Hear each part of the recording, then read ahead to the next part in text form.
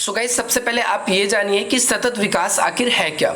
सतत विकास हमने ना केवल आपके क्वेश्चंस को परिचय के अंदर लिखने के लिए भी तैयार किया है, बल्कि आप एक ब्रीफ आंसर भी लिख रहे हो तो आप लोग उसमें भी इस आंसर को लिख सकते हो। सबसे पहले आपको कोई भी क्वेश्चन करने से पहले उसका इंट्रो देना होता है, उसका परिचय लिखना होता है। तो यहाँ पर जो सतत विकास है, इसका सबसे पहले परिचय आप कैसे बताएंगे कि भाई सतत विकास जो है एक बहुआयामी अवधारणा है। बहुआयामी अवधारणा का मतलब क्या होता है कि इसका जो क्षेत्र है किसी एक पर्यावरण या विकास से लेकर ही नहीं है, बल्कि अगर हम देखेंगे सतत विकास जो है एक ऐसी अवधारणा है जिसके अंतर्गत हमारे सामाजिक सभी क्षेत्र और आर्थिक क्षेत्र की प्रक्रियाएं भी शामिल होती है, जिसमें पृथ्वी की ग्रहण क्षमता की सीमा के अंतर्गत विकास के बाद की जाती है। अब इसमें अगर आप देखेंगे जो विकास की बात है, ना केवल आपके पृथ्वी के अंदर जितनी चीज पाई जाती है उनको ध्यान में रख के विकास करने की बात होती है, बल्कि उसके आगे सतत विकास हो इसके बारे में भी बात होती है। जो सतत विकास की जो अवधारणा है ये 1960 के दशक में विकसित हुई। कब विकसित हुई याद रखना है आपको, 1960 के दशक में विकसित हुई।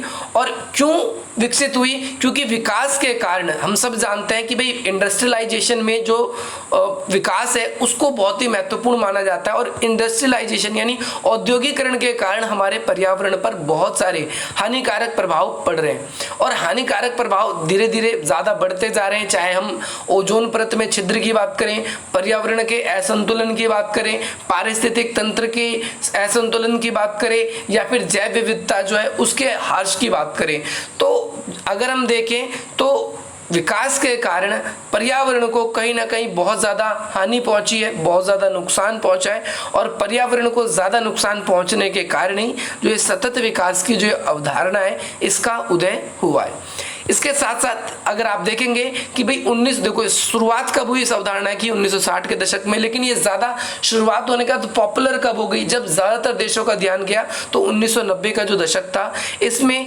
ज़्यादातर देशों का ध्यान गया, और ये एक कैसी अवधारणा बन गई, सामाजिक और आर्थिक अवधारणा दोनों ही बन गई। साथ ही साथ आप यहाँ देखेंगे कि सतत विकास का उद्भव प्राकृतिक संसाधनों की समाप्ति और उनके कारण, जो भी हम विकास गतिविधियां कर रहे हैं उनके कारण हमारे जितने भी प्राकृतिक संसाधन है वो समाप्त हो रहे हैं, और उसके कारण क्या है, उत्पादन प्रणाली धीमी पड़ रही है। उत्पादन प्रणाली कैसे धीमी पड़ रही है? देखो कोई भी चीज है, अगर हम किसी भी वस्तु का किसी भी चीज का निर्माण करते हैं तो हमें उसके लिए कच्चा मटेरियल चाहिए होता है, और ये हमें कहाँ से प्राप्त होता है? ये हमारी प्रकृति से ही प्राप्त होता है। लेकिन जब हम लगातार उस चीज का यूज करेंगे तो वो धीरे धीरे क्या होगा, खत्म होने लगेगा। लेकिन लोगों की जब डिमांड बढ़ती रहेगी या वही रहेगी तो हम उनकी आवश्यकताओं को पूर्ति नहीं कर पाएंगे, और पर्यावरण के साथ खिलवाड़ होगा। जो एक पर्यावरण का बैलेंस है वो बैलेंस बिगड़ जाएगा। इसी कारण से अगर हम देखेंगे तो सतत विकास की जो अवधारणा है इसका उदय हुआ। और साथ ही साथ ये अवधारणा क्या है कि एक तो उत्पादन प्रणाली, यानी जो भी चीज आप प्रकृति से लेने के बाद, जैसे आप प्रकृति से लकड़ियां लेते हो, विभिन्न प्रकार के फर्नीचर बनाते हो, तो फर्नीचर बनाने के साथ साथ हमें इस बात का भी ध्यान रखना है, फर्नीचर तो आज हमारी जरूरत है, लेकिन अगर हम लोगों के लिए वृक्ष नहीं रहेंगे, पेड़ नहीं रहेंगे, तो हमें आगे क्या होगा कि ना केवल हमें ऑक्सीजन की कमी पड़ेगी, बल्कि हमारा जो मौसम है उसमें भी बहुत सारे परिवर्तन देखने को मिलेंगे, बहुत सारे जैव विविधता पर प्रॉब्लम आएगी। तो कहीं ना कहीं हम देखेंगे कि जो उत्पादन प्रणाली है उस पर नियंत्रण करने के लिए हमें करना होगा, क्योंकि कुछ ही लोग होते हैं, थोड़े से लोग, जिन्हें क्या होता है कि भाई ऐसे लाभ ज्यादा मिलते हैं। यानी फॉर एग्जांपल हर एक व्यक्ति लकड़ियां, जैसे फॉर एग्जांपल लकड़ियां जैसे कट रही है, जंगल कट रहे हैं, तो जो भी उस लकड़ी से लाभ ले पा रहा है, या तो दुकानदार ले पा रहा है या तो फैक्ट्री का मालिक ले पा रहा है, लेकिन उसका असर कहीं ना कहीं हम लोगों के जीवन पे पड़ रहा है।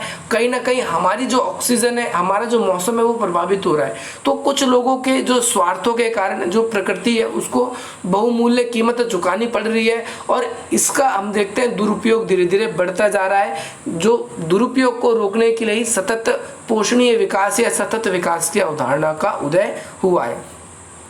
सतत विकास के अंदर जैसे हम देखेंगे कोयला, तेल, जल जैसे संसाधनों का तेजी से दोहन किया जा रहा है, और तेजी से दोहन करने के बाद हम सबको पता है कि भाई ये एक ऐसे संसाधन है जिन्हें बनने में बहुत ही ज़्यादा समय लग जाता है, और दोबारा से ये इस अवस्था में आते आते हम जीवित नहीं रहेंगे। इसीलिए हमें क्या करना होगा कि हमारी आने वाली पीढ़ी भी उन सब चीज़ों का इस्तेमाल कर पाए, इस चीज़ को ध्यान में रखना है।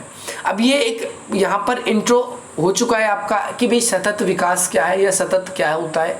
अब हम ये बात करेंगे कि भाई सततशीलता क्या है, साथ ही साथ विकास क्या होता है और सतत विकास क्या होता है।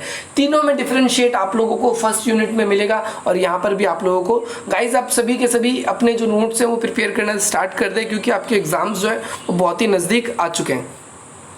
तो यहाँ पर प्रकृति ने मानव समाज को और दूसरा अर्थव्यवस्थाओं के रक्षा के लिए, देखो प्रकृति ने, हमारी प्रकृति जो है, प्रकृति के कारण ही मानव समाज सुरक्षित है और साथ ही साथ जितनी भी चीज़ हम रोज़मर्रा में इस्तेमाल करते हैं वो हमें प्रकृति से ही प्राप्त होती है, चाहे वो भोजन है, चाहे वो हमारे ऐसे उपकरण हैं जिनका हम दैनिक जीवन में यूज़ करते हैं। तो ये अगर हम देखें तो ना केवल ये प्रकृति के लिए पृथ्वी पर सिर्फ आज ही रहे, बल्कि भविष्य में भी लगातार इसका प्रयोग हो, इस चीज़ का हमें ध्यान रखना है।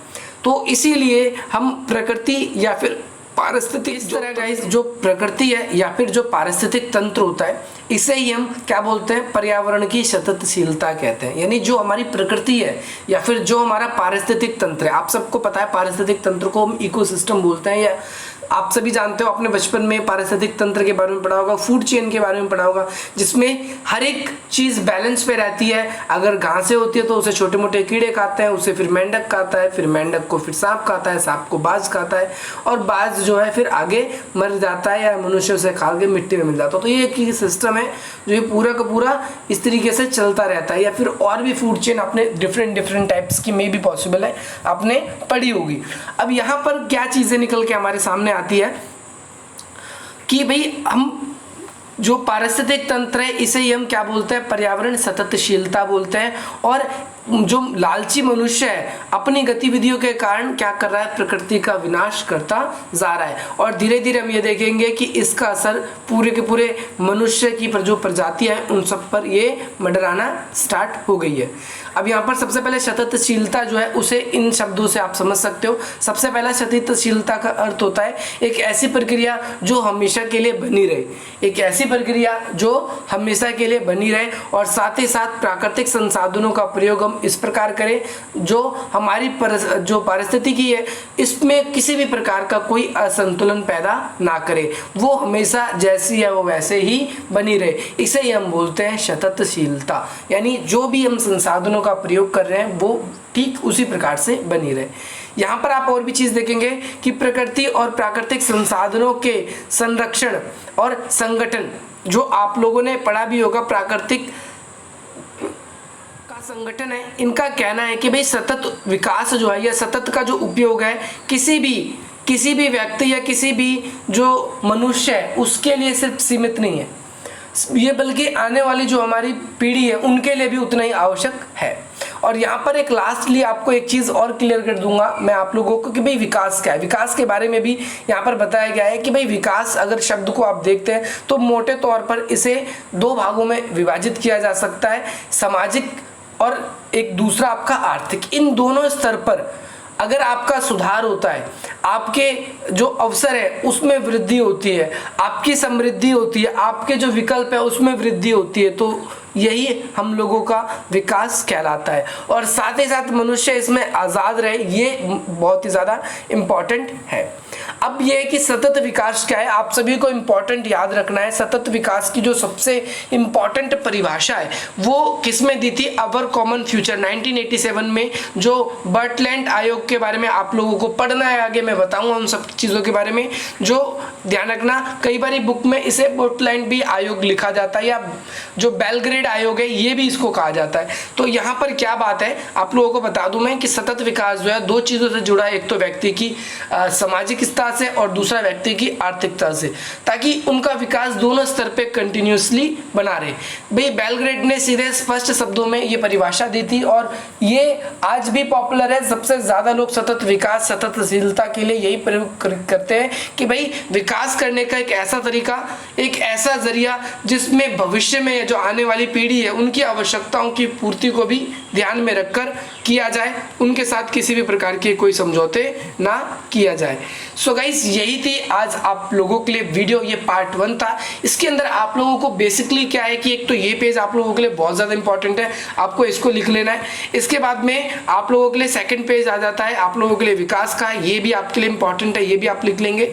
इसके बाद में सततशीलता क्या है, ये एक इंपॉर्टेंट है आप लोगों के लिए, ये लिख लेंगे। इससे पहले जितना भी मैंने आपको बताया कि वो एक इंट्रो था, आप उसको अगर नहीं भी लिखते तो कोई दिक्कत नहीं है, बट यहाँ पर ये 3 पेज जो लास्ट के ये आप लोगों के लिए बहुत इंपॉर्टेंट है और इनसे जोड़कर ही क्वेश्चन बनाया जाता है एग्जाम में। सततशीलता क्या है या फिर सतत विकास क्या है, आपसे इस तरीके का क्वेश्चन बनाया जाएगा और इसके बाद में उसके उद्देश्य या जो भी चीजें आपसे पूछी जाएगी। सो गाइस ये थी वीडियो की पार्ट 1। आप लोगों के लिए पार्ट 2 जल्दी आएगी इसी चैप्टर्स के।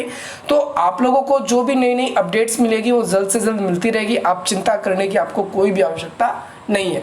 सो गाइस आप हमारे चैनल को सब्सक्राइब करें, वीडियो को लाइक करें, अधिक से अधिक मित्रों तक शेयर करें, ताकि जब भी आप लोगों के लिए नई नई अपडेट्स आए और आप हमसे जुड़ सके और आपको मिल सके। सो गाइस इस वीडियो की PDF के लिए आप हमसे हमारे टेलीग्राम जो चैनल है उससे जुड़ सकते हैं। चलिए गाइस मिलते हैं हम आपसे अपनी अगली वीडियो में। जय हिंद, जय भारत।